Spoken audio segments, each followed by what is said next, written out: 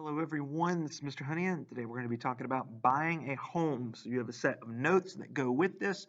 So just watch the video and take your notes if you are at home, and obviously, if you're here in class, you are going to get this lesson in person.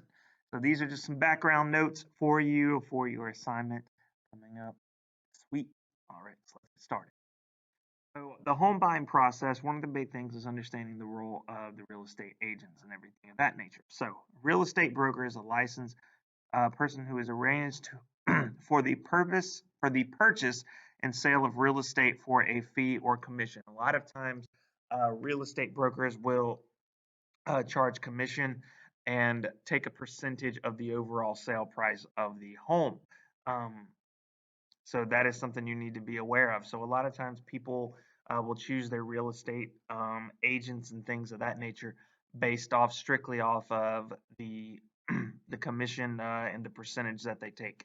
So you also have what's called the exclusive buyer agent, which works for the buyer and not for the seller.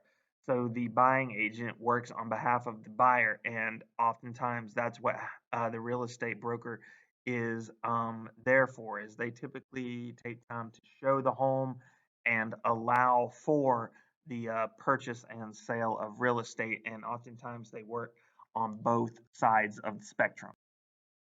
So typically there is usually some negotiation between the seller and the buyer. And just as with cars, you don't typically have to pay that initial asking price. We can go through the process of buying a home. You can ask for a lower price. They can ask for a higher price. They can ask and do some negotiations about what a lower or higher price would be and what you'd be willing to pay and what you can actually get from that. So before making an offer, one of the biggest things that you want to do is before making an offer on the house, you can definitely have your real estate broker do some research and look at the prices paid for comparable homes in the area during the past 3 to 6 months. This is very important because if you start looking at comparable homes and in that area they're pushing around 150,000, and then all of a sudden you go to buy this home and it's 200,000. Well, why is this home 200,000 when all these other homes sold for 50,000 less dollars? So you can really talk about that and kind of look at, okay, well, why is this happening, and answer that question and figure out, what makes this home worth 50,000 more dollars, and would you be willing to make that kind of offer? And then also, you can also understand that there are many other reasons to offer less than what people are asking for. So the home may need some repair. So if someone is asking for, $100,000 home, and the whole bathroom's gutted out and it looks like a hot mess, and so you look in there and you're just like, well, this would be $10,000 worth of repairs that would be needed. Why would I pay $100,000? You can offer, let's say, 85 to $90,000, and then that way you could use the $10,000 you saved in order to make those repairs. The other thing is, house has been on the market for a long time. Oftentimes, if the house has been on the market and has not sold, typically there might be some reason behind it. So you may offer less, to try to get them to sell it to you at a cheaper price. Once again, comparable homes sold for less, as mentioned earlier. And then, being flexible about the move-in dates. Sometimes people are trying to sell it for more, sell it for less, and trying to get it sold and make sure that you guys get moved in. And then oftentimes being flexible about that move-in date can allow for um, that process of making a less offer on a home, easier. So in part of the process, you have what's called the purchase agreement. And this is basically a contract between the buyer and the seller. It includes all of the information related to the description of the real estate, along with the location, the purchase price, possession, and any other conditions. So a lot of times, if you think about it, this is basically your contract. This is like, okay, you're agreeing to purchase this house on these premises. This is the house you're purchasing. This is how much you're purchasing it for. This is when you're planning to take possession of the house. And then there's a lot of other conditions in there talking about like repairs and everything else in there.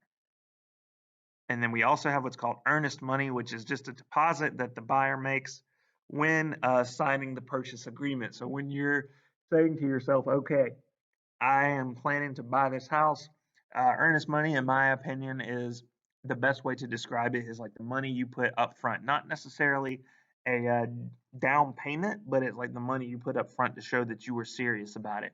Because anyone can walk up in there and be like, I want to buy this house. But okay, well, put your money where your mouth is. Go ahead. If you're saying that you're going to buy this house, show me the money and prove to me that you are willing to buy it. Then people put up the earnest money, and then it's like, okay, they're being serious. Next, we have the contingency clause, which calls for certain requirements to be met before the contract is binding, such as a home inspection, financing, and then appraisal conditions. Oftentimes, all these things need to be met before we can officially make this purchase agreement or any sort of contract binding. So we need to make sure that we go through a home inspection. We need to make sure that you've acquired financing and that the bank is, willing to upfront the money and that you are willing to secure a mortgage and a loan for this. And then also make sure that the house is being appraised by an appraiser. So all of this stuff has to be in place before this contract becomes legally binding. So then this is just for your information. We'll be going in depth of it later on, but we are also going to be doing things related to home inspection.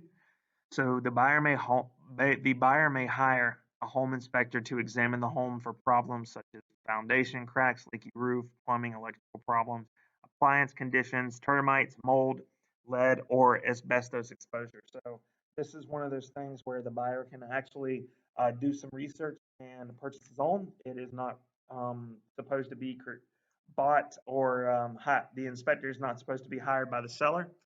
The buyer can choose their own and shop from a list, and you guys will have that opportunity to do that sometime next week. But these are the notes for today. So you go ahead and submit those, and submit them on time, and you will get your 100. You have a good rest of the day, and you will have your assignment officially for tomorrow.